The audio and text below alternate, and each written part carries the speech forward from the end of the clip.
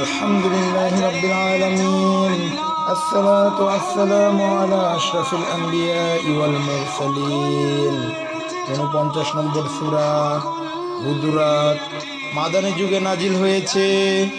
নাম সূরার ৪ নম্বর আয়াতের আল হুজুরাত শব্দ দিয়ে এর নামকরণ করা হয়েছে। নাজিলের সময় বিভিন্ন রেওয়ায়েত থেকে প্রমাণিত হয় যে বিভিন্ন উপলক্ষে এ সূরা বিভিন্ন অংশ নাজিল হয়েছে। আলোচ্য বিষয় মিল থাকায় সবকটি একটি সূরার মধ্যে শামিল করা হয়েছে। আরও বোঝা যায় যে মাদানী যুগের শেষ ভাগে এর বেশিরভাগ হুকুম নাজিল হয়েছে। আলোচ্য বিষয় মদিনার নতুন ইসলামী রাষ্ট্রের নাগরিকদের সমাজ জীবনের অনেক আদব কায়দা এ সূরায় শেখানো হয়েছে। মানুষের মধ্যে যেই সব দোষ থাকলে সমাজে বিবাদ, বিশৃঙ্খলা ও অশান্তি সৃষ্টি হয় এবং একে অপরের সম্পর্ক খারাপ হয়, এই সব দোষ চিহ্নিত করে তা থেকে বেঁচে থাকার তাকিদ দেওয়া হয়েছে। আলোচনার ধারা ১ থেকে ৫ নম্বর আয়াতে মুমিনদেরকে শেখানো হয়েছে যে রাসূল সাল্লাল্লাহু আলাইহি ওয়াসাল্লামের সাথে কিভাবে আদব ও সম্মানের সাথে ব্যবহার করতে হবে এ বিষয়ে কয়েকটি হুকুম দেওয়া হয়েছে। প্রথম আয়াতে বলা হয়েছে, তোমরা সব সময় সব বিষয়ে আল্লাহ ও রাসূল সাল্লাল্লাহু আলাইহি ওয়াসাল্লাম এর অনুগত হয়ে চলবে, এগিয়ে চলার চেষ্টা করবে না। এর অর্থ সূরা আহজাবের ৩৬ নম্বর আয়াত থেকে স্পষ্ট বোঝা যায়। সেখানে বলা হয়েছে, কোনো বিষয়ে আল্লাহ ও তার রাসূল যে ফয়সালা দেন সে বিষয়ে মুমিন পুরুষ ও নারীর জন্য উচিত নয় যে তারা তা থেকে আলাদা কোনো ফয়সালা করে।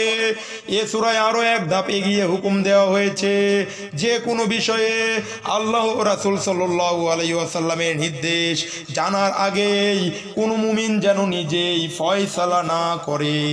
যে কোনো বিষয়ের সিদ্ধান্ত নেওয়ার ব্যাপারে ওই বিষয়ে আল্লাহর কিতাব ও রাসূল সাল্লাল্লাহু আলাইহি ওয়াসাল্লামের সুন্নতকে কোনো ফয়সালা দেওয়া হয়েছে কিনা তা তালাশ করা হলো ঈমানদারদের প্রথম কর্তব্য। আগে সিদ্ধান্ত নিয়ে তা জায়েজ করার উদ্দেশ্যে কোরআন হাদিস ঘাটাঘাটি করা মুমিনদের নীতি হতে পারে না। এ ব্যাপারে ইসলাম যে নীতি দিয়েছে তা শুধু ব্যক্তি ও পরিবারের মধ্যেই সীমাবদ্ধ নয়, মুসলমানদের সমাজ ও রাষ্ট্রীয় জীবনের সকল ব্যাপারেই এ নীতি মেনে চলতে হবে। তাই এটা ইসলামী শাসনতন্ত্রের একটি গুরুত্বপূর্ণ ধারা। দ্বিতীয় আয়াতে বলা হয়েছে, রাসূল সাল্লাল্লাহু আলাইহি ওয়াসাল্লামের সাথে সাক্ষাৎ ও আলাপের সময় ঈমানদারগণ যেন পরম শ্রদ্ধা ও সম্মানের দিকে খেয়াল রাখে। রাসূল সাল্লাল্লাহু আলাইহি ওয়াসাল্লামের আওয়াজ থেকে যেন কারো আওয়াজ বেশি উঁচু না হয়। তার সাথে আলাপের সময় যেন মনে থাকে যে কোনো সাধারণ লোকের সঙ্গে নয়, বরং আল্লাহর রাসূলের সঙ্গে আলাপ হচ্ছে। এ হুকুম তাদেরকেই দেওয়া হয়েছে যারা রাসূল সাল্লাল্লাহু আলাইহি ওয়াসাল্লাম দুনিয়ায় থাকাকালে তার সাথে দেখা করতেন। এ হুকুম পালন না করলে আমল বরবাদ হওয়ার আশঙ্কা রয়েছে। রাসূল সাল্লাল্লাহু আলাইহি ওয়াসাল্লাম দুনিয়া থেকে বিদায় নেওয়ার পরও এ হুকুম করার উদ্দেশ্যে কয়েকটি কথার খেয়াল রাখা উচিত। ১, যখন কোথাও রাসূল সাল্লাল্লাহু আলাইহি ওয়াসাল্লাম সম্পর্কে আলোচনা হয় তখন আদবের সাথে শুনতে হবে। ২, যখন হাদিস শোনানো হয় তখন অতি ভক্তি সহকারে শুনতে হবে, সেখানে কথাবার্তা বলতে থাকা উচিত নয়। ৩ নম্বর আয়াতে বলা হয়েছে, যারা রাসূল সাল্লাল্লাহু আলাইহি ওয়াসাল্লামের প্রতি সম্মানের দেখানোর কারণে নিচু আওয়াজে কথা বলে তারা ঈমানের পরীক্ষায় পাস, অর্থাৎ তাদের দিলে তাকওয়া আছে বলে প্রমাণিত হয়। এ থেকে এ কথাই প্রমাণিত হয় যে যার মনে রাসূল সাল্লাল্লাহু আলাইহি ওয়াসাল্লামের প্রতি শ্রদ্ধা ও সম্মানের বোধ নেই, তার অন্তরে তাকওয়া নেই। ৪ ও ৫ নম্বর আয়াতে যে হেদায়েত দেয়া হয়েছে তা ৩ নম্বর টিকায় বর্ণিত হয়েছে। ৩ নম্বর টিকাতে বলা হচ্ছে, আরবের বিভিন্ন দিক থেকে যারা অলসতার কারণে যারা আসতো, আরবের বিভিন্ন দিক থেকে যারা আসতো, তাদের মধ্যে এমন লোক ছিল যারা আদব কায়দায় ও ভদ্রতা না শেখার কারণে রাসূল সাল্লাল্লাহু আলাইহি ওয়াসাল্লামের দেখা করার জন্য এর সাথে রাসূল সাল্লাল্লাহু আলাইহি ওয়াসাল্লামের সাথে দেখা করার জন্য কোনো খাদেমের মাধ্যমে বাড়ির ভেতর খবর না দিয়ে রাসূল সাল্লাল্লাহু আলাইহি ওয়াসাল্লামের থাকার ঘরের চারপাশে ঘোরাফেরা করে বাইরে থেকেই তাকে চিৎকার করে ডাকতো। এই সব লোকের ব্যবহারে রাসূল সাল্লাল্লাহু আলাইহি ওয়াসাল্লাম খুবই কষ্ট বোধ করতেন, কিন্তু ভদ্রতা ও নম্রতা বশত তিনি বারবার তা সহ্য করে নিতেন। শেষ পর্যন্ত আল্লাহ তাআলা এই অভদ্র ব্যবহারের জন্য নিন্দা করে তাদেরকে নির্দেশ দেন যে রাসূলুল্লাহ সাল্লাল্লাহু আলাইহি ওয়াসাল্লামের সাথে দেখা করতে এসে যদি তাকে উপস্থিত না পাওয়া যায়, তবে চিৎকার করে না দেখে বাইরে থেকে আসা পর্যন্ত অপেক্ষা করো। সুবহানাল্লাহ, সুবহানাল্লাহ। বলা হচ্ছে সূরা হুজুরাতের ৪র্থ ও ৫ম নম্বর আয়াতে, টিকাটাই ৬ষ্ঠ আয়াতে একটা গুরুত্বপূর্ণ হেদায়েত আছে, ৪ নম্বর টিকায় এর ব্যাখ্যা রয়েছে। এই আয়াতের পটভূমি এই যে রাসূল সাল্লাল্লাহু আলাইহি ওয়াসাল্লাম কোনো একজনকে বনু মুস্তালিক নামক গোত্র থেকে যাকাত আদায়ের জন্য পাঠালেন। সে লোক কোনো কারণে ভয় পেয়ে গেল এবং জনগণের সাথে যোগাযোগ না করে ধারণা করলো যে তারা যাকাত দিতে রাজি নয়। সে এসে জানালো ওই গোত্র যাকাত দিতে অস্বীকার করেছে। রাসূল সাল্লাল্লাহু আলাইহি ওয়াসাল্লাম তাদেরকে শায়েস্তা করার জন্য ব্যবস্থা নিতে যাচ্ছেন। এমন সময় ওই গোত্রের সর্দার রাসূল সাল্লাল্লাহু আলাইহি ওয়াসাল্লামের কাছে হাজির হয়ে গেলেন। সর্দার থেকে জানা গেল যে ওই খবর মিথ্যা, তারা যাকাত দিতে রাজি। এ থেকে এ নীতি মেনে চলার হুকুম দেয়া হলো যে কোনো কারণ পেলে খবরের সত্যতা যাচাই না করে কোনো সিদ্ধান্ত নেওয়া উচিত নয়, কেননা এর ফলে ক্ষতি হয়ে যেতে পারে এবং এর জন্য পরে আফসোসও করতে হতে পারে। ৭ ও ৮ নম্বর আয়াতে সাহাবায়ে কেরামদেরকে সাবধান করা হয়েছে কোনো বিষয়ে সিদ্ধান্ত নেওয়ার ব্যাপারে যেন রাসূল সাল্লাল্লাহু আলাইহি ওয়াসাল্লামের উপর চাপ দেওয়া না হয়।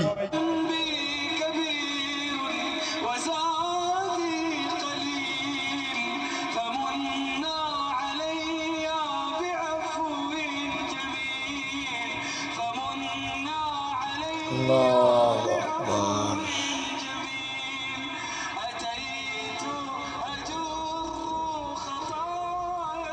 সাহাবায়ে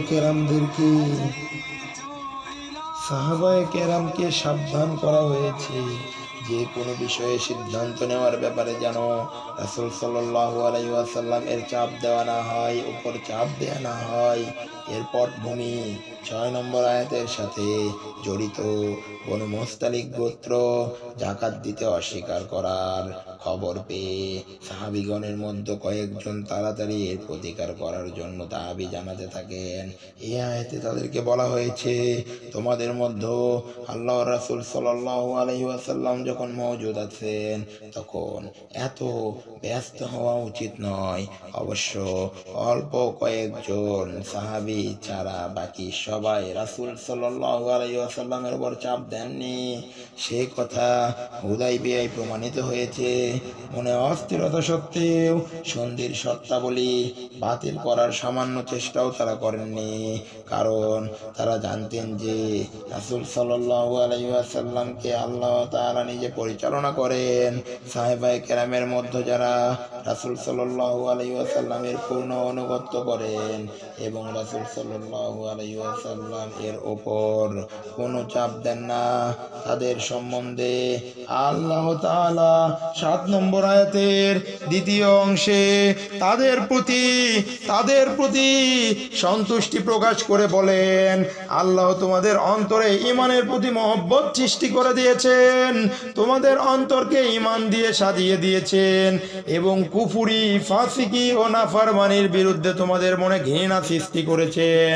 যারা এই সব গুণের অধিকারী তারাই সঠিক পথে আছে। 8 নম্বর আয়াতে বলা হয়েছে তাদের এ মর্যাদা আল্লাহ তাআলাই দিয়েছেন যদি ইলম ও হিকমতের ভিত্তিতে ফয়সালা করেন যে কারা এর হকদার।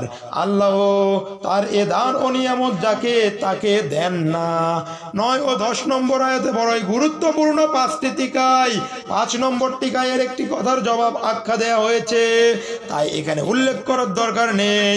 এ দুটো আয়াতে বলা হয়েছে তা থেকে যে হেদায়েত পাওয়া যায় তা হলো সত্যিকার মুসলমানদের মধ্যে দিনের ব্যাপারে মতভেদ থাকতে পারে, কিন্তু ঝগড়া ফ্যাসাদ ও লড়াই হওয়া স্বাভাবিক নয়। অবশ্য দুনিয়ার স্বার্থে কিছু লোক দলাদলি এমনকি লড়াইও করতে পারে। এমন ধরনের লড়াই যদি লেগেই যায় তাহলে যারা দু দলের কোনো পক্ষেই নেই এবং যাদের পক্ষে লড়াই বন্ধ করা ও আপোষ করানোর চেষ্টা করা সম্ভব তারা যেন চুপ করে না থাকে, মীমাংসার জন্য আন্তরিক চেষ্টা চালায়।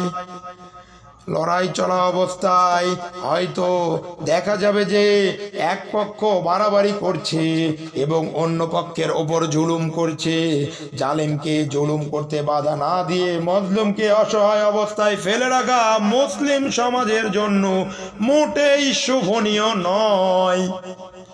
এ জুলুম বন্ধ করার জন্য সব রকম চেষ্টা করা কর্তব্য। লড়াই বন্ধ করিয়ে বিবাদের মীমাংসার চেষ্টা তখনই ব্যর্থ হবে যখন জালিম পক্ষ সবল পক্ষ মীমাংসা মানতে অস্বীকার করে।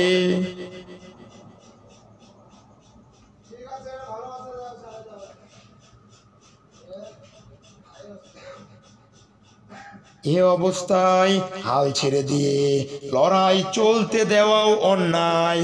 এ অবস্থায় হাল ছেড়ে দিয়ে লড়াই চলতে দেওয়াও অন্যায়।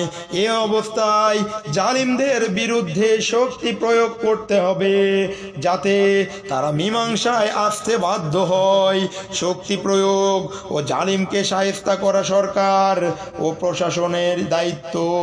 যদি কোনো মজবুত সংগঠন বা প্রভাবশালী ব্যক্তিত্বের পক্ষে মীমাংসায় পৌঁছানোর জন্য শক্তি বা চাপ সৃষ্টি করার যোগ্যতা থাকে তাহলে তাদেরকে দায়িত্ব পালন করা উচিত। যতক্ষণ না সে দলটি আল্লাহর হুকুমের দিকে ফিরে আসে। বলা দ্বারা বোঝানো হয়েছে যে লড়াই বন্ধ করার উদ্দেশ্য তাদেরকে শাস্তি দেওয়া উদ্দেশ্য নয়। যদি তারা লড়াই বন্ধ করতে রাজি হয় তাহলে উভয় পক্ষের মধ্যে ইনসাফের ভিত্তিতে আপোষ মীমাংসার ব্যবস্থা করতে হবে। এর দ্বারা বোঝা গেল যে শুধু লড়াই বন্ধ করাই যথেষ্ট নয়। এ ধরনের কোনো লড়াই রাসূল সাল্লাল্লাহু আলাইহি ওয়াসাল্লাম এর সময় হয়নি বলে এ জাতীয়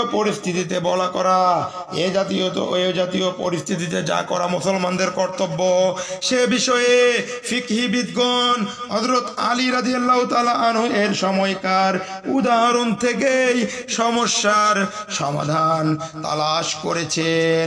9 নম্বর আয়াতের উপরে বর্ণিত হেদায়েত দেওয়ার পর 10 নম্বর আয়াতে দুনিয়ার সকল মুসলমান যে কই ভ্রান্তিত্বের মধ্যে শামিল সে কথা উল্লেখ করে নির্দেশ দেয়া হয়েছে যে এ ভাই ভাই সম্পর্ক যখনই কোথাও নষ্ট হওয়ার আশঙ্কা দেখা দেয় তখনই তা বহাল করো। তোমরা আল্লাহকে ভয় করো, তাহলে তোমাদের উপর আল্লাহ রহম করবেন এবং বিভেদ থেকে রক্ষা করবেন। ইসলাম ভ্রান্তিত্বের বিশ্ব ভ্রাতৃত্বের যে উপাদান দিয়েছে মানব জাতিকে ঐক্য করার জন্য এর কোনো বিকল্প নেই। আল্লাহু আকবার, আল্লাহু আকবার, আল্লাহু আকবার। প্রথম রুকু শেষ হলো, দ্বিতীয় রুকু আমরা তো এখনো আরবি সহ অনুবাদ করিনি। সুবহানাল্লাহ। দ্বিতীয় রুকু আমরা পরের কোনো এপিসোডে দিয়ে দিছি।